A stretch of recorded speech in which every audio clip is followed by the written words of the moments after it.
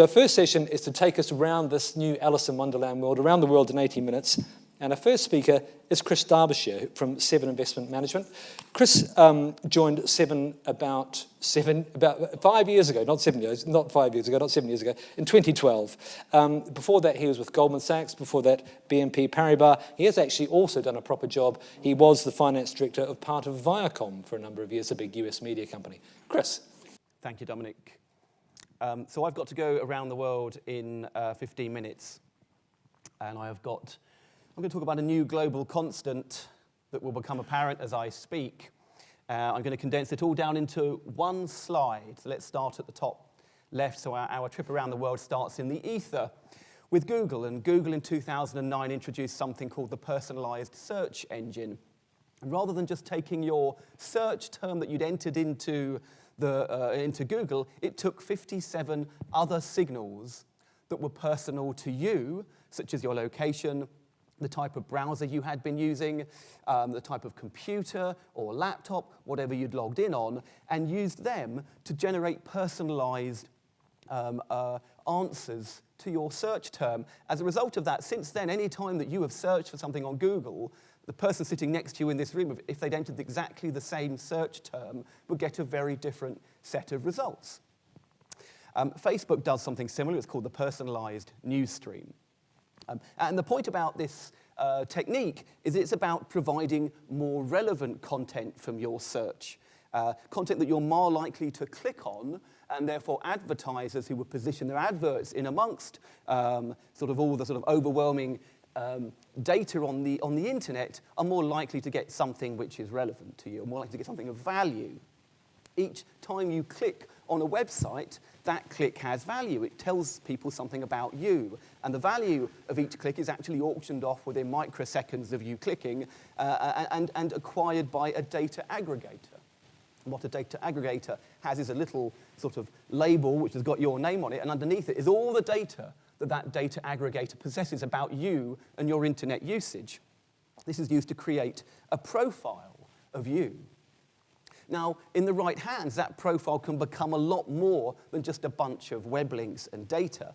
So, for example, if you're a Facebook user, you know that on Facebook, now I'm not a Facebook user, but I'm told that if you click on the word, on Facebook, you go into Facebook, you can click on the word like to indicate that you like a particular article or story or whatever and share it with your friends. If you've clicked on the like icon a minimum of 68 times on Facebook, then researchers can determine your skin color with 95% accuracy, your sexual orientation with 88% accuracy, your political affiliation with 85% accuracy, your intelligence, your alcohol use, whether your parents are divorced, all of these with a high degree of accuracy. If you've clicked 150 times on the like icon, they can determine your personality better than your spouse.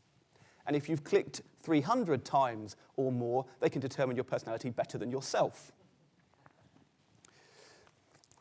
Now to top middle, Cambridge, England, home of Cambridge Analytica, which is the foremost commercial exponent of internet profiling. And Cambridge Analytica exists for one reason, that is to use internet profiling to influence elections. It uses a science called psychographics, which is kind of a combination of what used to be demographics plus big data, and all the data from those data aggregators that is taken in from the internet.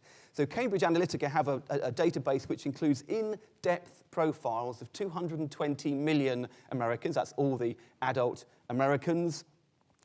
And Trump used Cambridge Analytica, very famous. After Trump won the election, Cambridge Analytica produced a press release saying, "We won the election for Donald Trump." Trump employed Cambridge Analytica. And what they were able to do was to categorize and target potential voters to an incredibly fine degree.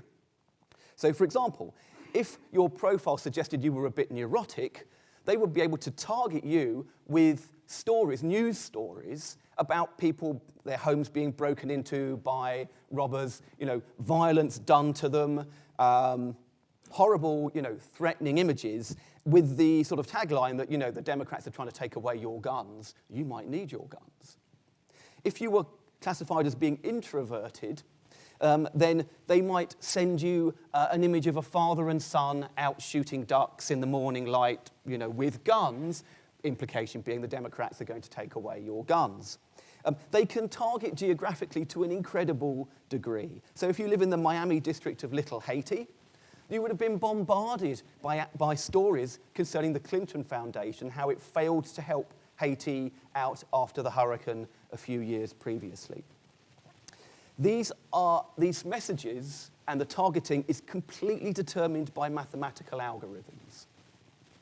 And the idea is to try and get a message to you that will shock you to the core, that will generate an emotional response. And there are certain key messages that work for just about everybody, or a large proportion of the population, which we hear again and again.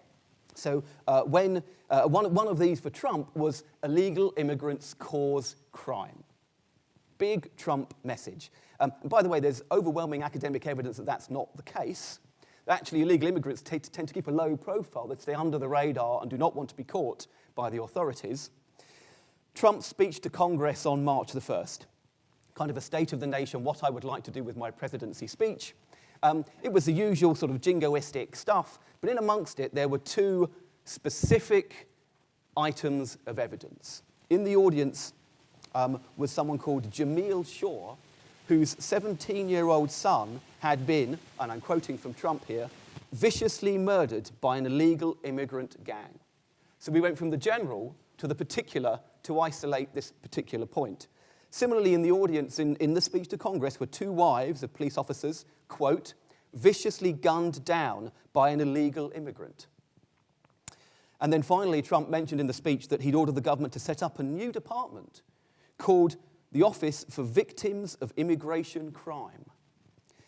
This seemingly emotive theme is actually clinically, mathematically constructed to exploit voter vulnerabilities. It bears no relation to the actual risks to voters. But it's a work of genius. We move to the top right, to Washington, D.C. We've talked about targeting, but you need something to target people with. And this is where Stephen Bannon comes in. So Stephen Bannon was, until recently, the proprietor of Breitbart News. And Breitbart News is basically a purveyor of racist, homophobic, anti-Semitic, inflammatory right-wing news stories, liberally interspersed with completely fake news, used in targeting. So this is the ammunition, once you've got your targeting gun, that is in your gun about to be fired. And Stephen Bannon did more than any other online or offline publisher to put Trump on the map. He consistently supported him from an early time in his run for the presidency. Here's a quote from 2013, Stephen Bannon. He wanted to, quote, bring everything crashing down and destroy all of today's establishment. Well, in June last year, he became CEO of Trump's campaign. He's now the president's chief strategist, which means he sits on the National Security Council alongside heads of the military, the head of the CIA, and is really exposed to the most sensitive secrets of state and foreign affairs.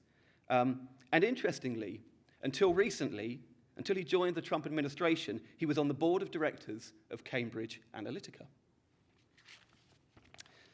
Let's take a little detour back to the UK, in fact, back to Westminster, for the bottom left here, which is UKIP donor Aaron Banks. He, according to the Daily Mail Online, quote, plans to bankroll 200 Commons candidates to drain the swamp of Westminster careerists and corruption. Sounds familiar. He regards the entire political establishment as self-serving and elitist. He's quoted as saying, our future lies in a different kind of politics, neither right nor left, but radical. Recently, he started a website called the Westmonster website. It's modelled on Breitbart very closely, a mix of the similar kind of inflammatory stories and some utter fake news. And by the way, he started tweeting recently. His tweets bear an incredible resemblance to Donald Trump's tweets. Aaron Banks is thought to be the biggest individual political donor in the history of this country. He gave £1 million to UKIP in 2014, and then £7.5 million to the Leave.eu campaign, which was the unofficial Leave campaign prior to the referendum. Leave.eu took that money and engaged Cambridge Analytica. They had realised that social media was going to be an important tool prior to the referendum, and they bombarded the people of the UK, particularly targeting the Midlands and the North, with millions of texts, news stories, and so on, relentlessly and shamelessly focused on immigration from the EU. At their maximum penetration, they were getting 15 million hits, clicks a week, and one video in particular was downloaded on Facebook 9 million times. I think, given the size of this country, is impressive. Facts don't work, said banks of the referendum. The Remain campaign featured fact, fact, fact, fact, fact. It just doesn't work. You have got to connect with people emotionally. It's the Trump success. Middle bottom, Long Island, New York. This is Robert Mercer. He's the co-CEO of Renaissance Technologies. For those of you who know alternatives, this is probably the most successful hedge fund ever. Most of its funds are completely closed to new investors, don't even have any external investors. It's just the money of the founders and the staff that is being run. And what Renaissance Technologies specializes in is using the power of big data to search for patterns in asset prices. Is he rich? Well, I'll give you a clue. His 200-foot-long yacht is 4 stories high, has an elevator, and a tree growing up through the middle of it. Since 2010, the funding laws in America changed.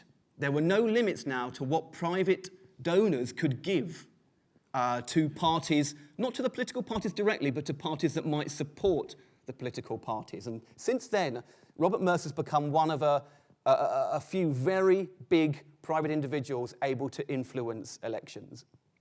He's an anti-establishment libertarian who wants to dismantle the government and the welfare state, who believes utterly in free markets. He's apparently particularly susceptible to conspiracy theories, especially about the Clintons' criminal activities. He has a whole list of these that he adheres to, and he's a denier of climate change.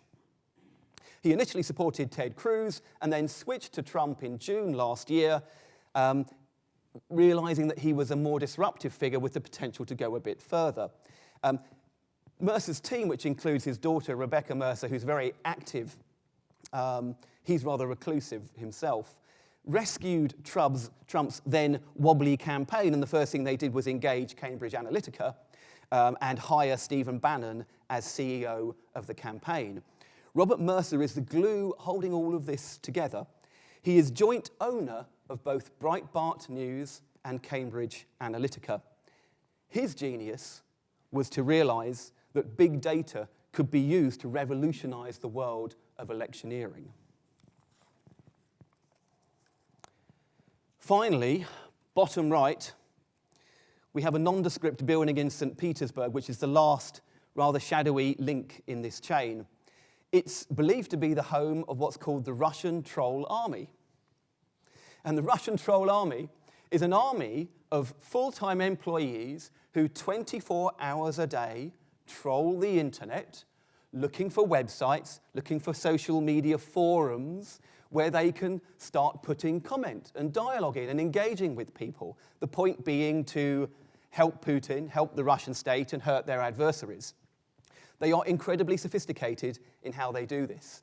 They don't just put in the obvious pro-Putin comments. They will put in a lot of stuff which is actually partially negative, then they will appear to be converted during the dialogue to a moment of revelation. He's not as bad as I thought. They work in teams of 3 to make it 2 are kind of negative and 1 might be positive.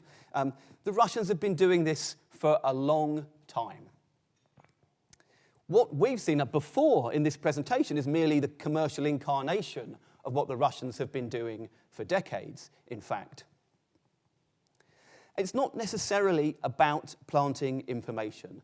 It's often just about mixing the truth up with lies in such a way that you discredit a website, you discredit a media outlet, you discredit people. so that the public comes to persistently distrust the mainstream media and government announcements. It's about destabilizing the establishment enough that extreme views can then penetrate more than they otherwise would. When Trump labels the conventional media enemies of the people, or the fake news media, he is levelling the playing field for Breitbart and indeed for his own conspiracy theories by destabilising people's trust in the conventional media, especially those that do have journalistic standards. The new global constant, therefore, that I'm focusing on here is a war, a type of war going on in Western societies, an information war. It's a war between pro-Trump and anti-Trump forces, between Remainers and Brexiteers, between online and offline media, between the establishment and the populists. And it's a war in which character assassination has reached new lows, and the political discourse is reduced beyond even a soundbite to pure conspiracy theory nonsense. And this war is being fought by men who are so wealthy and unscrupulous that they will watch society burn in order to realize their ends. And the war is commercially financed by advertisers who seek those clicks and the value inherent in them. I'll leave it there. Thank you very much. Thank you very much, Chris. We promised you ideas to take back to your clients. At the end of the world is quite a good. I've never been so proud to be an enemy of the people. Our next speaker is Ben Lord from M&G Investments. Ben runs, I think, 3 credit funds, 3 bond funds for M&G. He previously worked at Gordian Knott as a credit analyst. Ben. I'm not really going around the world at all. I'm staying right here. The thing that has got me most engaged, most excited at the moment is inflation. Where we are is we're now at the point of peak oil base effect pass-through. So the March inflation numbers, which will come out in a month's time, will be the last time that we'll see these big, juicy, positive uplifts from year-on-year oil, because oil this time last year was about half of where it is today. So we're past that. No one really needs to worry about oil, because it only ever lasts for a year, maybe 2. Well, what's much more interesting now, though, is what's going on with the pound. Because if the currency falls, and it falls permanently, and it certainly seems that it's fallen pretty permanently at this point in time, then the inflation that you see is longer lived and more significant. And that's where we are today. Now, we had an MPC meeting recently where, unsurprisingly, the decision was taken to hold. But it was actually a hawkish meeting because we had a dissent. And reading the minutes of the meeting, it actually turns out that there were a few more than just the one dissenter who were pointing out to getting to the point at which they're going to start worrying about inflation going too far, falling too far behind the curve. And that person was Kristen Forbes. She was the dissenter this time. And she's actually the expert. She updated the Bank of England's work about a year ago into what the currency can do to inflation. And effectively, blah, blah, blah, she said there's an overall pass-through coefficient of the currency to inflation of 20 to 30%. So if you've had a 20% fall in the pound, then you should expect to see 4 to 6% more inflation. And that's where we are today. We got inflation numbers out yesterday, and they blew everyone away. With CPI going from 1.8% to 2.3%, half a percentage point rise in a single month, year-on-year number. And we're at the beginning of this process, and we're probably a percentage point higher than we were, and we've still got a long way to go. And as I say, there were more people in the minutes that were suggesting that they were getting to the point at which they're starting to feel uncomfortable. Now, why does this matter? We all know it matters because this is where we are. The red line is trade-weighted sterling. So sterling started to fall in the middle of 2015, long before we got nervous about the referendum in passing. and we're down 20%, and you can see the green line is CPI and the blue line is RPI, and yesterday's numbers were big, and there's no reason to think that this isn't going to carry on, and we're probably going to peak on the information we got today, making no assumption about a further devaluation or appreciation in the pound. Somewhere at the end of this year and the beginning of next, we're probably going to see CPI go above 3 and RPI go somewhere around 4.25. Again, I stress, making no further assumption about the direction of sterling. And you can see why this matters and why it's been a chart I've spoken about at length for most of the last sort of 7 years, because you can see what happened going into the financial crisis at the left-hand side of the slide. Sterling fell by 25%, and RPI went from -1 to 6, and CPI went from 1 to 5. So we didn't really need the Bank of England to do any hugely extensive work to tell us that. It's just sort of staring us in the face. And this is where we are. Now, costs have been rising. You can see it, you can feel it, and anyone who works in an office knows that any time anyone goes away, they come back bearing Toblerone from the airport. Before Brexit, the old traditional Toblerone. After Brexit, the ridiculous-looking thing that you see beneath. And I happen to work with a Swiss national, Mario Einsnegger, who has close personal links to Toblerone, the company. And this is an exclusive today. This is what it will look what Toblerone will look like next Thursday after Article 50 is triggered. Now, this is all shrinkflation. This is companies' attempts to not pass on the costs to customers, but do not worry, this shows up in inflation numbers.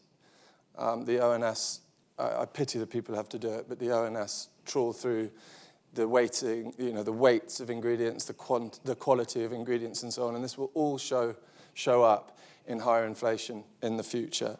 But it is happening, it is real.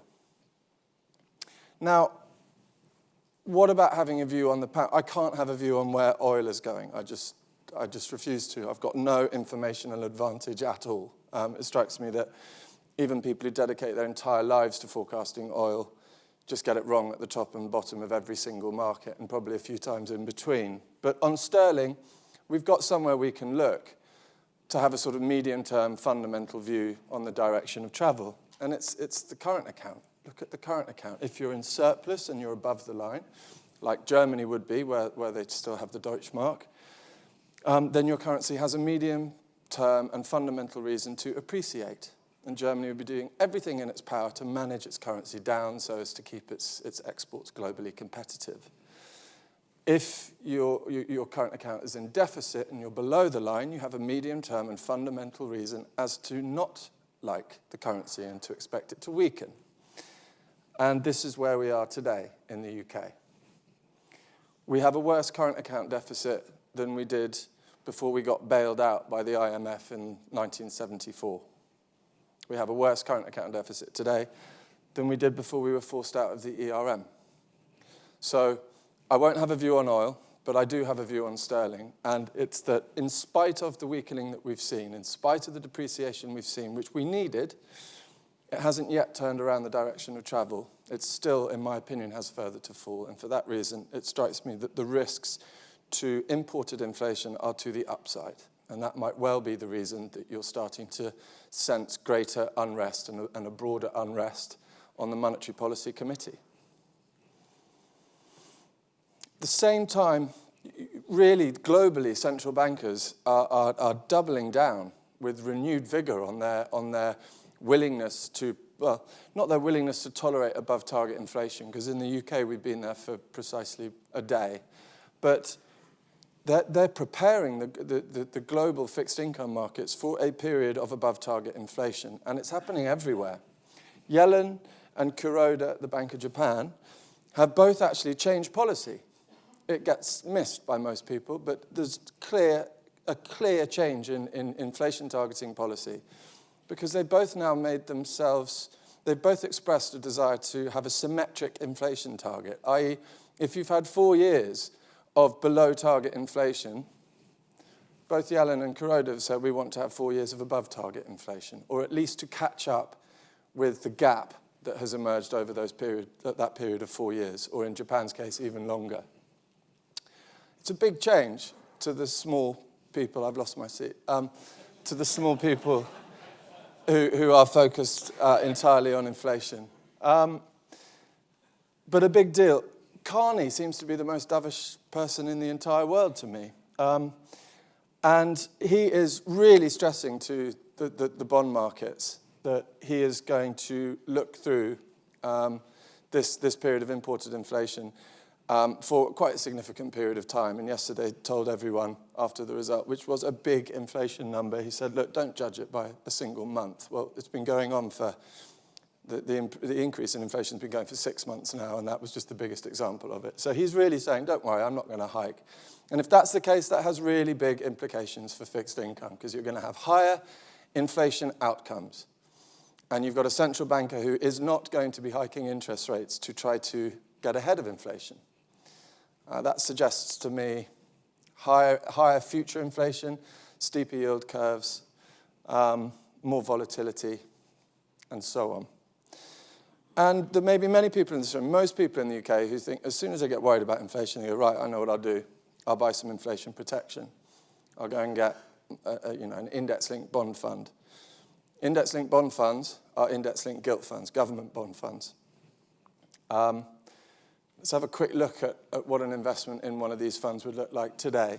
So taking the 20-year linker at the top, the 30-year, the 50-year linker, index-linked gilt. Well, first thing is you're not going to get inflation protection. You cannot get inflation protection from an investment in an index-linked gilt today. So I'm worried about inflation outcomes. And I'm worried about a central bank that's not going to control it and is going to allow a larger and larger overshoot. So I go and I look for inflation protection. I go to an index-linked gilt and I buy, let's say I buy a 50-year index-linked gilt because I'm crazy. Well, I'm not going to get inflation protection because I'm going to get realized RPI minus 1.62 percentage points a year for the next 50 years. I can't get inflation protection. And the duration on that investment is more than 50 years. So what that means is, if that real yield goes from minus 1.6% real to minus 0.6 real, and you have a 1% rise in real yields, I've lost 50% of the purchase price that I paid for that index-linked gilt. So I'm worried about inflation. I'm worried about inflation in the UK because of the pound, and because of the vulnerable situation I think the pound remains in today, even after its correction. I want to own inflation protection because I'm expecting higher inflation outcomes, but I'm going to go looking elsewhere than this, because I think that might be just the very worst place to look. Thank you very much, Ben. Hope you found a seat. More doom and gloom there, kind of. From the credit markets now to the equity markets, Richard Colwell runs 3 big funds for Columbia Threadneedle. Before Richard joined Columbia, he was at Aviva Investors, also at Credit Suisse, Schroders, and at that much maligned institution, the Bank of England, for a while. Richard. Right, so in my 15 minutes, as an equity guy, I'll have a view on bonds, currencies, emerging markets in the US, none of which I'm an expert in, but we've all got a view, haven't we? So my starting point, some great quotes there, some of which I'm sure you've seen before, is just a sort of reference point of where we've come, that if a year ago you'd have predicted Leicester winning the Premiership, Brexit, and Trump, one, you probably wouldn't be here, you'd be spending your money, but two, if you were an investor, and you'd got the hindsight of those events, then you probably would have allocated your money completely incorrectly. So I think, although we're fascinated by the macro and the politics, and it forms a framework for our views and what we're trying to do for our clients, don't get too obsessive about it. And as an equity guy, where I can add value is more drains up trying to assess the valuation of stocks. Not because I've got a perfect vision as to what's going to happen to their earnings and their cash flows, but try and assess what's factored into the share prices. So I think that's a valuable lesson from what's gone on in the last 6 months or so. And sort of a good quote from a few years ago from the famous hedge fund guy, Seth Klarman, who likened the world in which we're all operating in as investors to the Truman Show. You remember the film with Carey in, sort of, it's a bit La La Land, really. It's very artificial, that we might think we've done a great job for our clients in delivering good returns. But, we've got to remember the backdrop that's facilitated this, and Ben will know better than me. The bond market has had a 30-year massive bull run, and you can just see in a historical context how low bond yields have gone. So we might be getting excited about a bit of inflation coming in at 3% or what have you, but that's because we're so sensitive, because we're at such a low level of yields. So I think that's very important.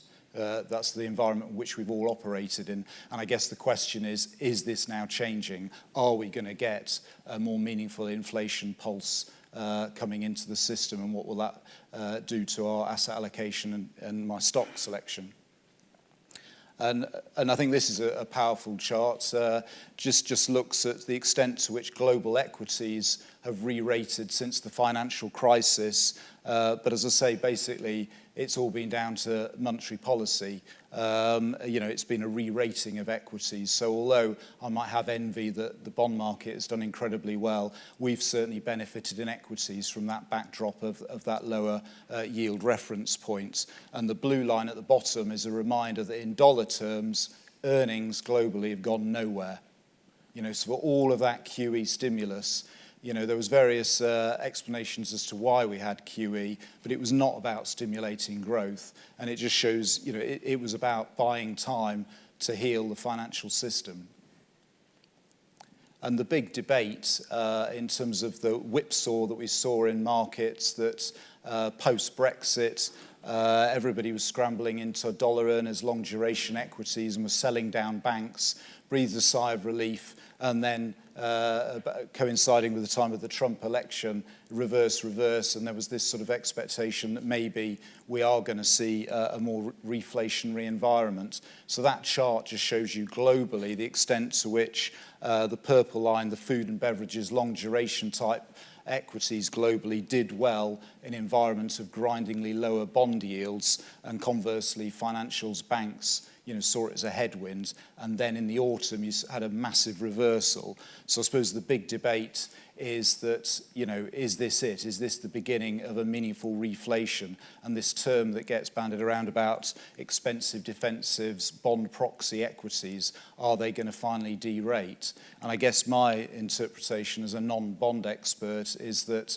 bond yields had got crazily overbought the first half of last year, and it was like a beach ball being held under the water. We were due to see a sell-off, really, and you've had a kind of 2 standard deviation move quite aggressively, and conversely, therefore, banks, which were oversold, have quite rightly rallied globally. Does this mean in a black or white world we need to go from one side of the ship full of supposed bond proxy, long duration, expensive defensive, to a load of financials and mining? I think no. I think that's way too black or white, too simplistic.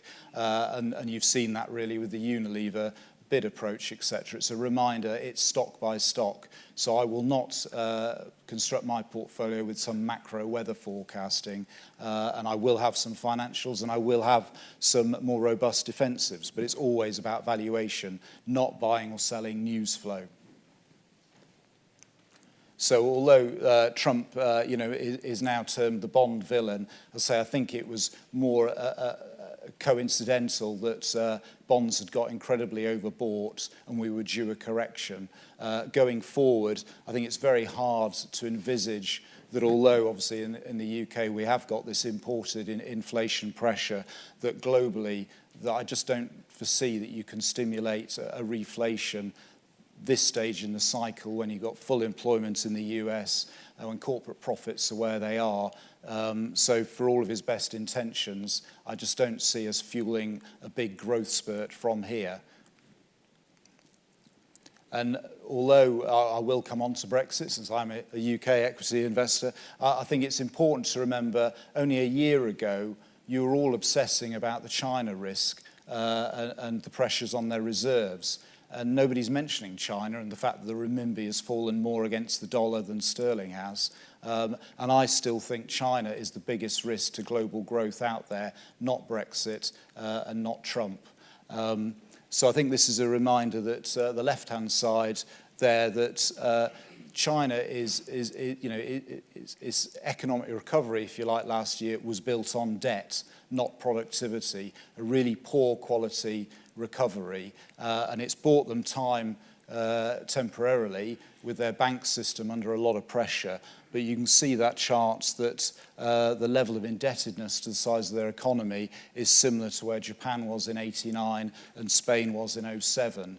So that chart on the right, the bar chart, the fact that debt to GDP is 300%, that is the chart that keeps the IMF up at night.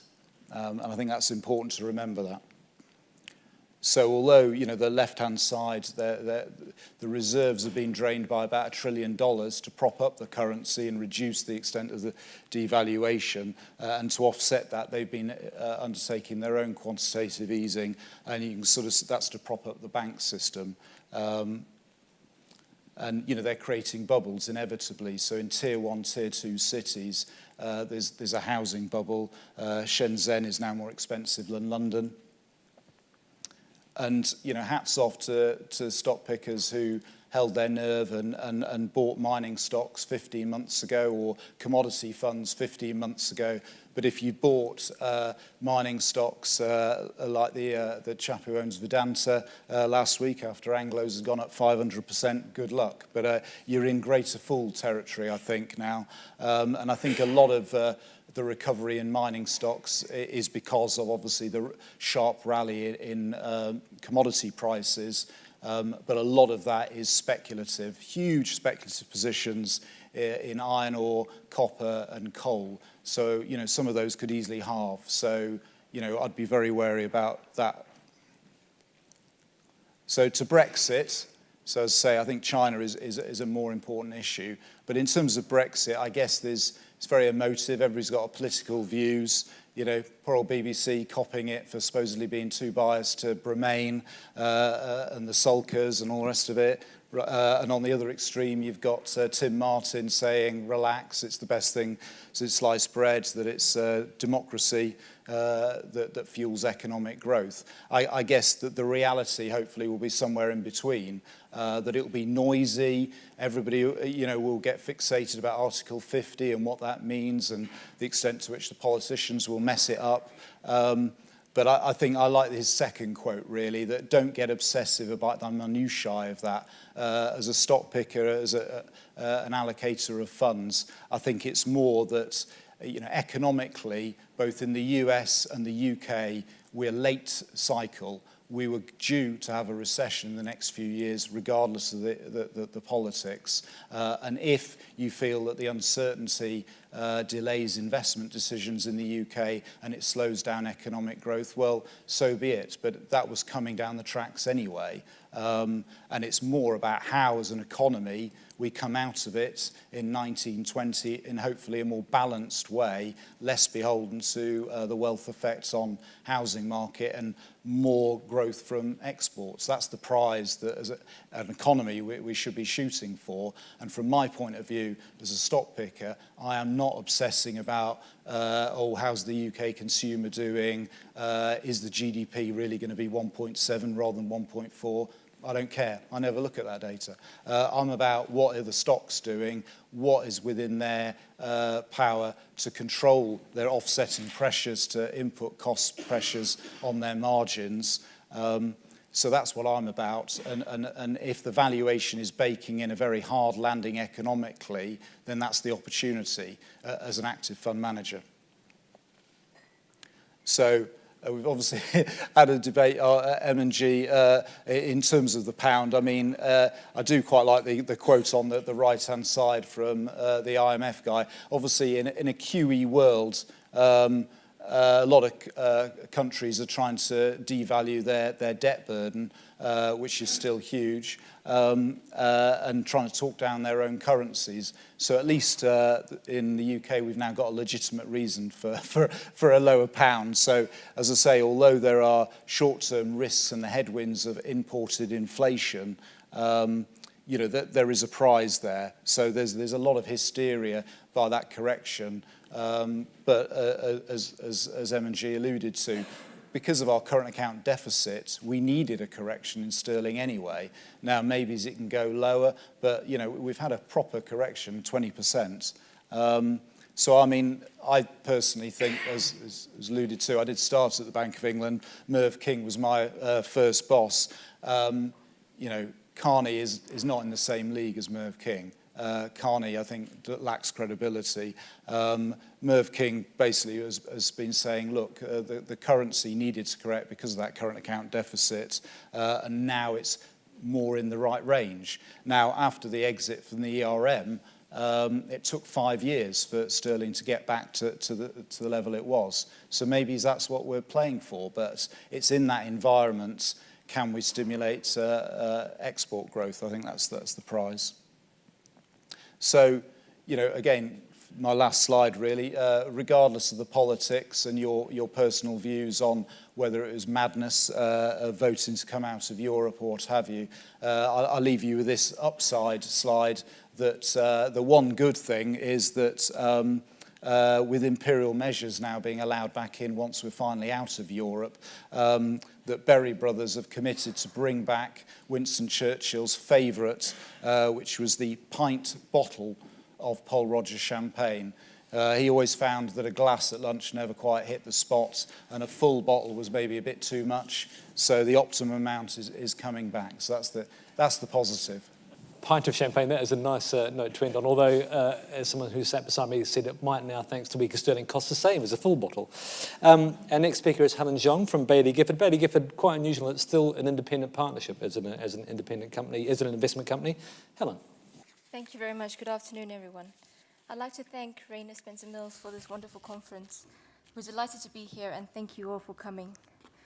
So my topic today is why there are fewer companies that matter, and why you probably don't have enough of them in your portfolio. Of course, I'm going to be talking about US companies, but from a bottom-up and global perspective. So I want to start with a brief history of the last 10 years, beginning in 2007.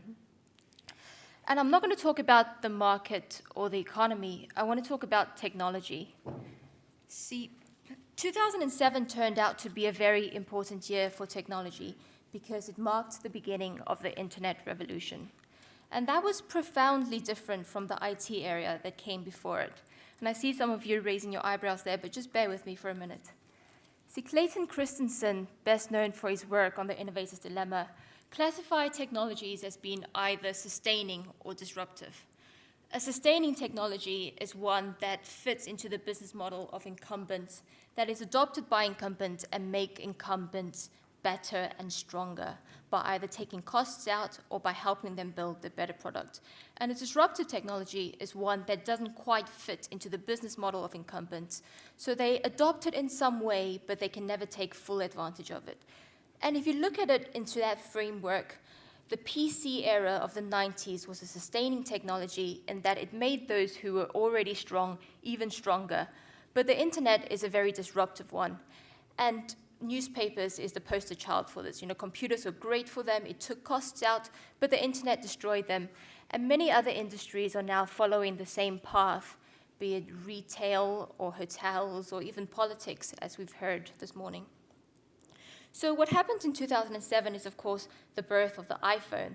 That put a computer more powerful than the computers that took man to the moon in everyone's pocket. But more importantly, it put the internet in everyone's pocket. So we went from being connected only when we're on our desktops to being connected all the time. And even though the internet had been around for decades, it was really that paved the way for some of the disruption that we are seeing today. So if you take a step back and look at the value chain of any business, you have the suppliers on one end, the distributors in the middle, and then the customers on the other end.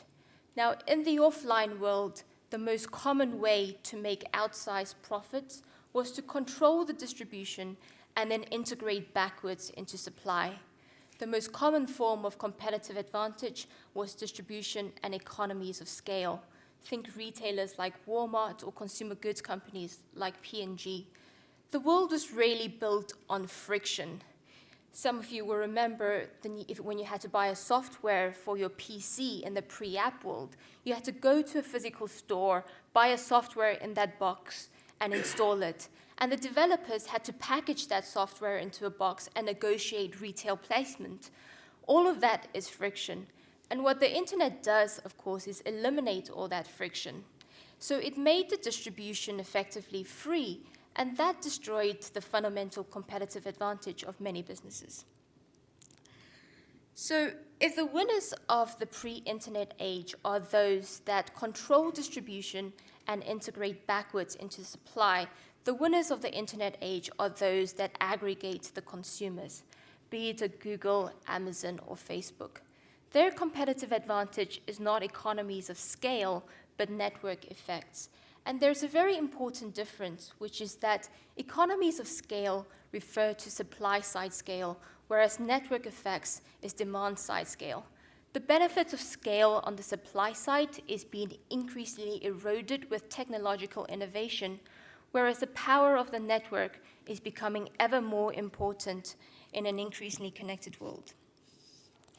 So I want to change tack a bit and talk a little bit about the auto industry, because that's the next big industry to be disrupted. And there's really two parts to the disruption. The first is the move to electric, and the second is autonomous driving. The move to EV is already happening. As battery costs continue to fall, we are at or close to the point where the economics make sense. There's also growing public and political will. The scandal at VW has probably accelerated the timeline. Last December, the mayors of Paris, Athens, Mexico, and Madrid made a joint press conference to say that they will be banning diesel vehicles from their cities by 2025. Now, that may sound like a long time away, but it's going to have an immediate impact on demand. And what EV does to the industry is not simply replace a combustion engine with an electric one. It fundamentally changes how a car gets made. As we move to electric, we unbundle the car. So the complex proprietary combustion engine and transmission know-how disappears and is replaced by commodity batteries and engine. And remember that the engine is where the brand identity and all the IP is.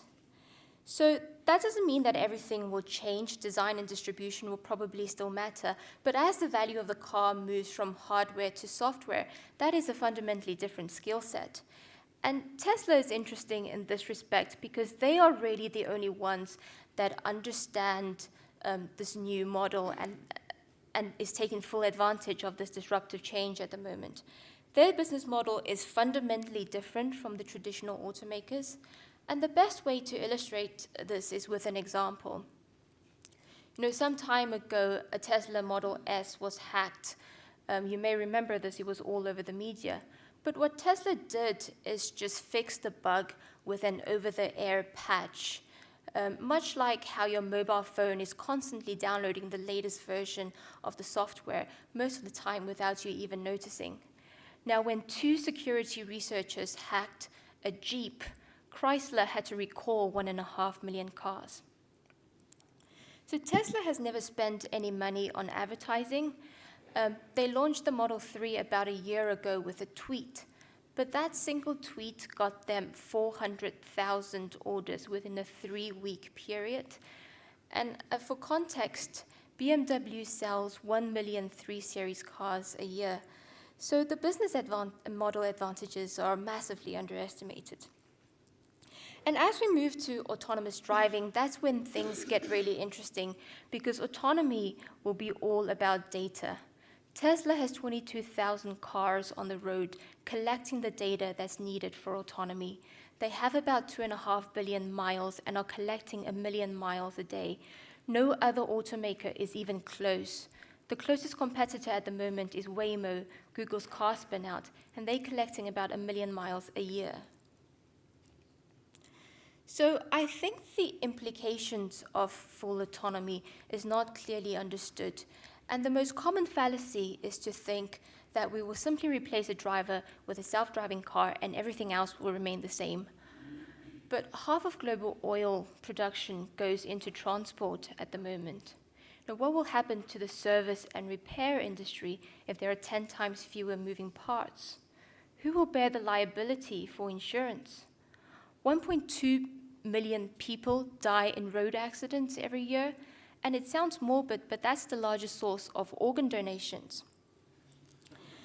So, autonomy would change the way we think about ownership. Does it really make sense to own a car if it sits idle 95% of the day? Autonomy will also change the way we design cities. If all cars were autonomous today, we would have very little congestion and very few cars would sit idle, so we have too many parking spaces. That will have implications for real estate and housing, and these are just some of the questions that we have to answer.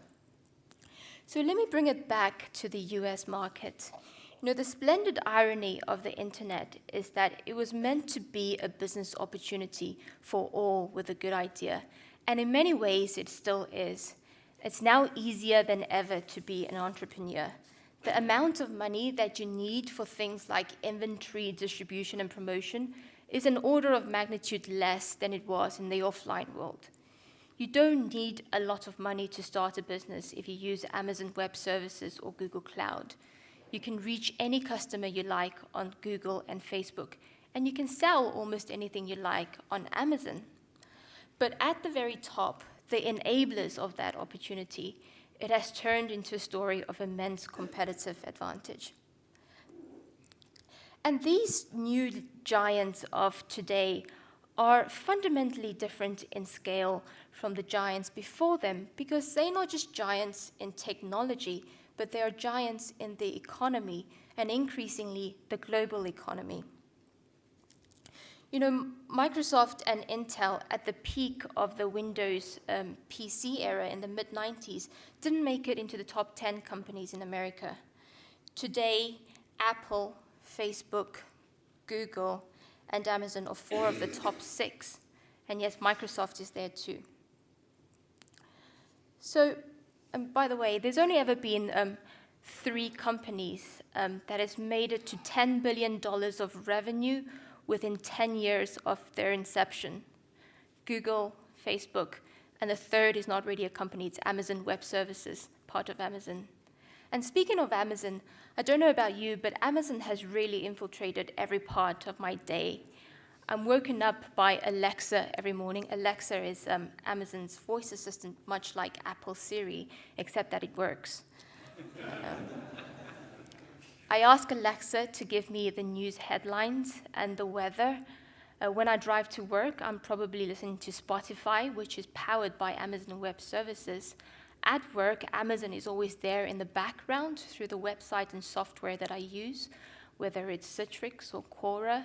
They're all powered by Amazon Web Services. If I need to buy anything, I just take out my phone and I go directly to Amazon. When I arrive home, my Amazon pantry delivery has arrived. And if I have any time in the evening, I'm watching a TV show on Amazon Prime Video or Netflix, which is powered by Amazon Web Services. And that is going to be even more prevalent as we move to the future. I don't know if you follow the CES, the Consumer Electronics Show this year, but many of the new gadgets there demoed had Alexa built in. Whether it's a TV, a fridge, a speaker, or even a dancing robot. So Alexa is really becoming the operating system for the home, if you like. And it may seem a little bit clunky now, but it's improving all the time.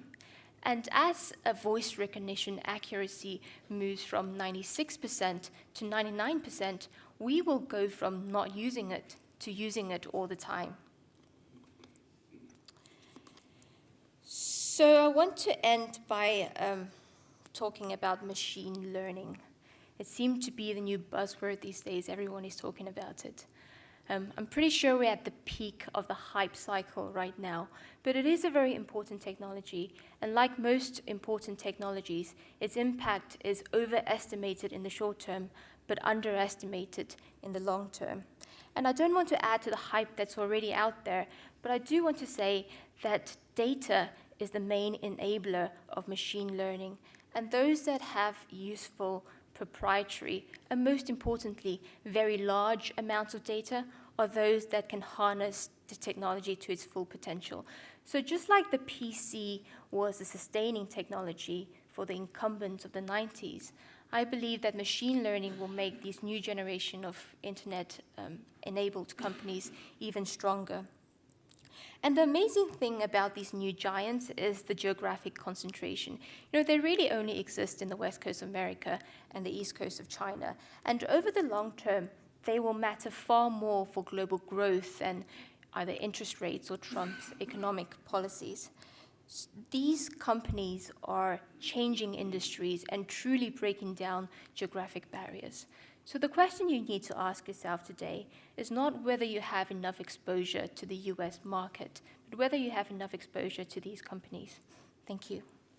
Thank you very much, Alan, for that great bit of futurology and for the piece on Amazon Web Services, which we are planning to do something on in the Today programme very soon, actually, because we are also looking in. But I don't thank you for scuppering my plan to drink like a fish and have a liver transplant when I was 70, because driverless cars are apparently going to make that impossible.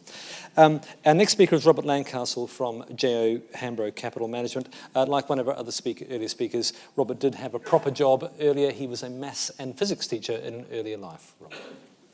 Just to shake things up, I'll stand over here because I'm now the fifth speaker you've listened to. So thank you for your patience today. You'll beat your coffees, beers, ferrets, flat caps, etc.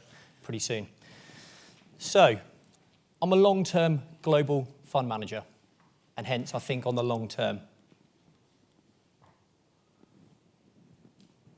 This is a chart that shows the beauty and the beast of being involved in equities. The beauty, compound growth. That's why you should be involved in equities. We can give companies £1 of our money and they can create value over time, like very few other asset classes can. The beast. Your money can halve before you know it. Too many people tend to think about phases here. So they get euphoric at phases and they get very distressed at phases. And they think about being offensive or defensive. We think you've got to always consider this because it's unpredictable when this is going to happen. So you always must recognise that you can lose money in equities. Never forget that, wherever you are on this chart. But there's a strong chance you can make them if you're long-termist in behaviour. So, how do we feel about the world at the moment? We're fairly concerned. You've heard that at least 2, if not 3 times already. We think debt creates risk. And when you compound that with what's already a risky asset class in equities, it creates the potential for a mess and a car crash. We have not really de-levered, even though we've supposedly learned some lessons here. So this is US corporate debt levels. Lots of great companies in the US, lots of great companies have paid dividend investors lots of money, done lots of big M&A, and paid lots of buyback. Hence, there's a lot of debt out there, which adds risk. So you'd have thought, given there's elevated risk, things should be cheap, shouldn't they? Because we think about risk and reward when we invest. Valuations have become increasingly elevated due to a variety of factors you've heard, whether it be bond investors coming into the equity world, whether it because people think risks are low because we've got low interest rates, etc. That's hard enough to stomach. The blue line, the dispersion between the cheaper and the more expensive companies in the world. We don't even have much chance of finding things that are cheap because there's not even much dispersion. So these 2 charts I've just shown you show that risk is high, valuations are high, and there's nowhere to hide, fundamentally, pretty much, because there's not a lot of dispersion. And we believe you're kidding yourself to think that there is a margin of safety anywhere in equities at the moment. Pretty doom and gloom. So what do you do? What's the key way of navigating these choppy waters as a captain of a boat? So first thing, don't pay too much attention to the short-term stuff. Understand the companies that you want to own, understand the risks they take on, and use volatility to your benefit. So when whole markets get sold off, like in Brexit, that's probably correct for a number of companies. But there may be a few that are oversold. And the particularly interesting ones are the ones with the strong balance sheets, because they carry less risk. Those ones with pricing power. So we have confidence even in an inflationary world, they don't get a margin squeeze. So you need to be picking up gems, early Christmas presents that wash up on the shore due to volatility. I like passive funds. Rare you hear that out of an active manager. They are fantastic for us. They create opportunity. But the reason they create opportunity is you must pick a selective number of companies that you believe in, and you believe they're cheap and they carry limited risk. So, for example, do we know exactly how Mr. Trump is going to steer the US the next 3 years? No. I'm going to assess whether good things can happen and bad things can happen. And if I can own companies under the proviso that the bad happens, that's a great investment. That's quite tough to find at the moment in the US, given debt levels, given valuations. Europe. We think a Europe exit is plausible. Not probable or even likely, but plausible. Back to that first chart. We're always thinking about what the downside risk is. What's the risk of a Euro exit? There is one, we believe. Not big, but it's there. So always have it in the back of your mind when you're thinking about that. So, what do we do in this environment? Elevated risk, elevated valuations, limited dispersion, but we take a long-term view. We only commit our money when we feel happy and confident that we can't lose very much. That's our first thing we do. And if we can't enter into that relationship thinking we are not going to protect that capital, we just will not commit it. So we are patient long-term investors. And we believe that you should be thinking like that for your clients if they are patient and long-term. There is nothing wrong with taking the view that you don't want to lose money. So we are patient, and the beauty of cash is twofold. Firstly, if you have cash and the market falls, you protect money. That's great. It's one factor, but it's actually not the most important factor. The most important factor is you can then redeploy that cash when people are fearful. So remember, back to equities, they are great long-term investments that have volatility. Use that volatility to your benefit, but don't start committing at the top of the cycle. So we will use cash when we do not find good value, and when we talk about value, we think in absolute terms. So I pose you a question. How many of your clients, when they pay their bills, pay a bill that's relative to everyone else? Or how many of them pay an absolute bill when they pay their electricity or gas? I would argue all of us in life have absolute costs and an absolute need for that money. So why do we all play the game of relative investing? So we think you need to consider the absolute money at risk that you have. You need to assess companies given their absolute valuations. And if you don't find them interesting and exciting, which you need to given the risk you're taking on, you have cash. And I'm not ashamed to say that, because I'm a margin of safety investor. I want to wait for it to be asymmetric in my favour. However, what I can promise you is, when others are fearful, we will be greedy in our nature. And I hope, again, your clients will take the same view. They need to conserve their money, but then be on the front foot if opportunities arise. So, what does that mean for us and how we look at the world? Well, the answer is it's pretty difficult. And the answer isn't there isn't many places to go. So this is a map of the United States. One area, bizarrely, but very interestingly, given the other four discussions we've heard today, is US utilities, transmission and distribution utilities. And I'll explain why we think they're interesting investments, even with that backdrop I've given you. We're not sure whether we're going to get inflation or deflation. So I want to find an asset that's not at the mercy of either of them. And a regulated utility will fare well in inflation and deflationary environments. The other thing I want to find is something that I believe is undervalued. So I would look at a lot of companies and I would regard them as overvalued in absolute terms. The reason you can find things that are undervalued now is you need to believe in their growth. back to Helen and what she said. If you believe in Amazon's growth, you might be able to justify it's undervalued. I'll leave that to you to make a decision. But what we find in these US utilities is a confidence that they can grow. Thanks for joining us. For the next 10 years. So we believe there is specific things going on, whether it be electric vehicles in these areas or maintenance upgrade, that mean that you can have confidence in this selection of companies, and they're very selective. They can grow at 7 to 9% for the next decade. Whether inflation's good or bad, they will deliver that. What sort of multiple do you think you have to pay for confidence in a 7 to 9% growth rate? 25 times? 30 times? Given a staple, you're paying 25 times for 3%, 4% growth. No, you can actually buy most of these, if not all of these, on a mid-teens multiple, with balance sheets that are very supportive and strong, and regulators that are very supportive in their nature. Why do you think they're so supportive, these regulators? A couple of interesting things. America feels like a very well-invested country, doesn't it? If you went home in the early 2000s, there was a very good chance you couldn't turn on the lights in lots of parts of America.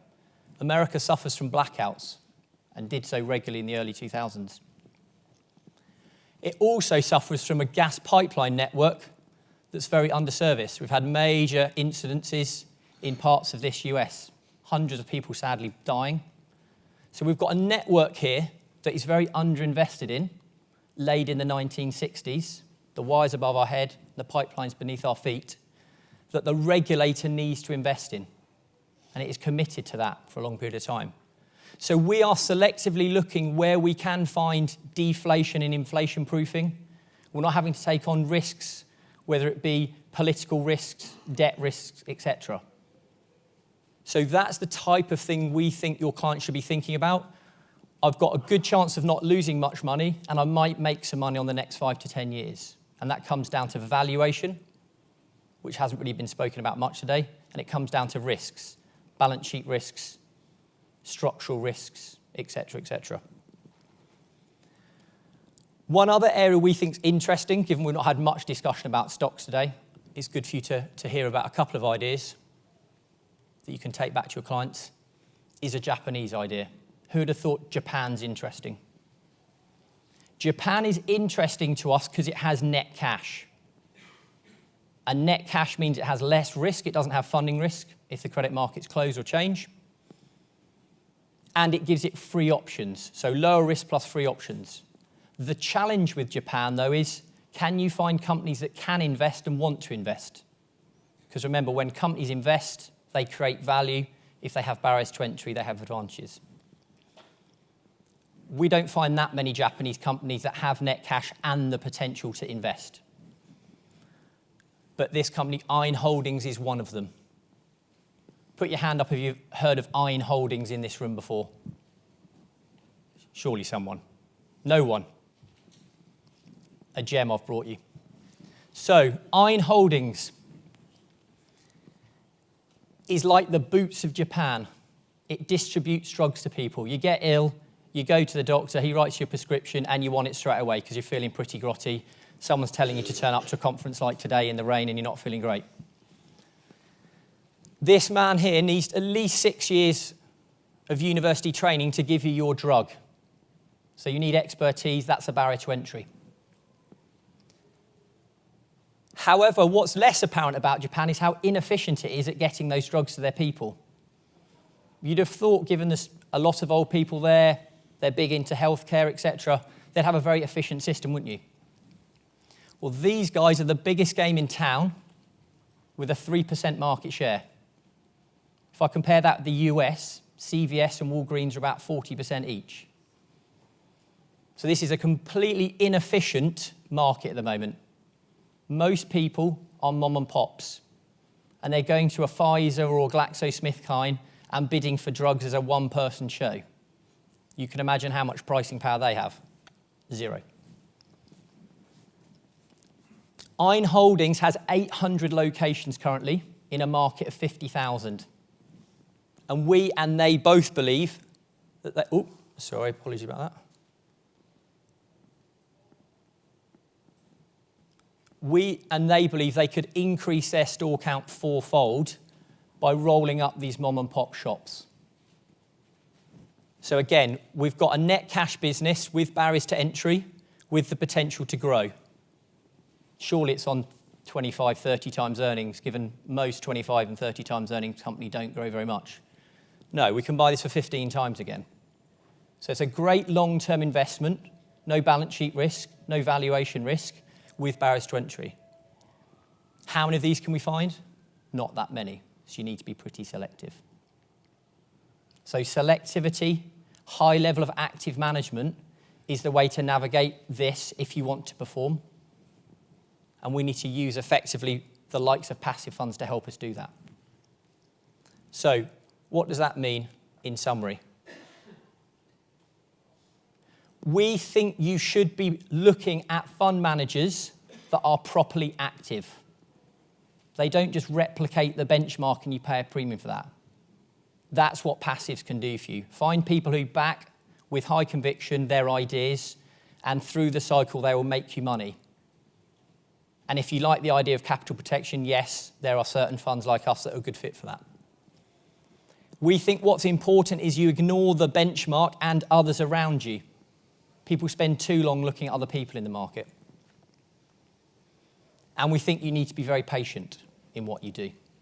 So for as much as you might want a short tidbit for the next 2, 3, 4 months, I can't present that to you.